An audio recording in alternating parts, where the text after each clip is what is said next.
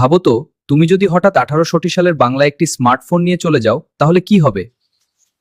সেই সময়ে মানুষ কখনো মোবাইল দেখেনি। এটা কি জিনিস? এটা জাদুর মতো আলো দিচ্ছে। হ্যাঁ, এটা একটা মোবাইল ফোন। তুমি যখন স্ক্রিন জ্বালাবে তারা ভাববে এটা জাদুর বাক্স। তুমি যখন স্ক্রিন জ্বালাবে তারা ভাববে এটা জাদুর বাক্স। তুমি যদি গান চালাও, মানুষ ভাবতে পারে এর ভিতরে কোনো জিন কথা বলছে। কিন্তু একটা বড় সমস্যা আছে, সেখানে ইন্টারনেট নেই।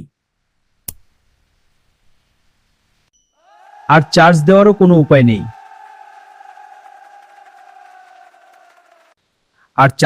কোনো উপায় নেই।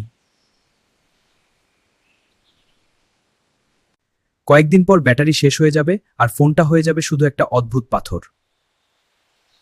তুমি যদি 1860 সালে যেতে, এই ফোনটা কিভাবে ব্যবহার করতে?